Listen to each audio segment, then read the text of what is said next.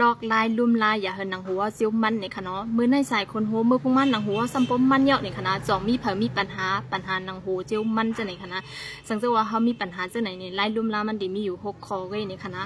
ข้อที่1ก่อนเข้าไปสายคนหัวเข้าในเนี่ยจึงเข้าหรือเลยวีคนหัวเข้าอ่อนตั้งเนี่ยค่ะเนาะข้อที่2เลือกน้ำยาสายหูอันลีเนี่ยค่ะเนาะอย่าไปว่าหันอันแล้วก็สายลงกว่ากุ้มเยี่ยวจะไหนค่ะนะอย่าไปใกล้ๆแหลกลายน้ำยาสายหูอันเนี่ยอันจะไหนค่ะนะเกี่ยวกับข้อที่3อย่าไปเจอน้ำไม้สายอย่าไปเจอน้ำอุ่นน้ำไม้สายนี่ค่ะเนาะเกี่ยวกับ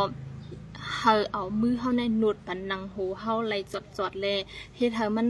เอาน้ำยาสายหูเนี่ยให้มันเข้าไหลซีนขนของเข้าไหลกุดเซนเนี่ยค่ะเนาะมือเข้ากับสายดีล้านเนี่ยเข้าสายทางก้อยมันในมันปึงกันแห้งนะคะนะเพราะว่าเข้ากับสายดีล้านเนี่ยมอข่าววันจะในก่อนขนาดนังหูหอมมันขนาดแต่ว่าเพราะว่าเข้าสายทางก้อยเนี่ยแล้วสายมือในมือผุกมือคือซัมบอมมันเยอะจะไหนคะเนาะย้อนเปว่าเฮาสายเอาทางก้อยเฮาในเฮาซ้ำนุดจอดนี่ค่ะเนาะเดี๋ยวก็สายแนทสายฮิปเหมือนกว่าสายดินล่านนี่ค่ะเนาะย้อนนั่นแหละสังเกตว่าเฮาสายทางก้อยเฮาตีเฮิร์นเนี่ยก็เฮาก็นวดปันหนังหูเฮาจอดเลยย้ายปันหนังหูเฮาให้มันจอดหนังหูเฮาไหลเนี่ยค่ะเนาะข้อที่4อย่าไปเอาอันล่มไม้ในเป่าขนหูเฮาเนี่ยค่ะเนาะการที่เฮาเอาอันเลือดอันไม้เป่าหนังหูเฮาในเนี่ยจึงมันดีเฮ็ดให้หนังหูเฮาแห้งและดีเย็นเป็นไข้พอกไข้เกือหนังหูเฮาดีเจียวมันนี่ค่ะเนาะข้อที่5ก็อย่าไปใกล้ๆวีขนหูในค่ะเนาะการที่เฮาวีขนหูกำวีขนหูในเนี่ยจึงดีเฮ็ดให้หักขนหูเฮาในตื้อสร้างผลิตออกน้ำมันและดีเฮ็ดให้หนังหูเฮาเจียวมันเนี่ยค่ะเนาะ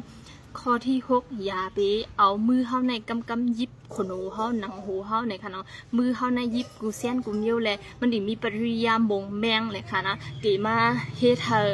หูเฮาหนังหูเฮามันง่ายนี่ค่ะเนาะอย่างนั้นแหละเพราะว่าเฮาลุ่มลาเลย6 ข้อในนี่ก็มันดิลดย่อมปัญหาหนังหูมันเฮานี่ค่ะเนาะพอดีล้อมซอกหาน้ำยาสายหูอันลีอันเข้มๆมันเนี่ยดีโนมก่อนเขามีไว้นี่ค่ะเนาะก็จะเป็นน้ำยาสายหูอันไหนนี่ค่ะเนาะมันดีป้า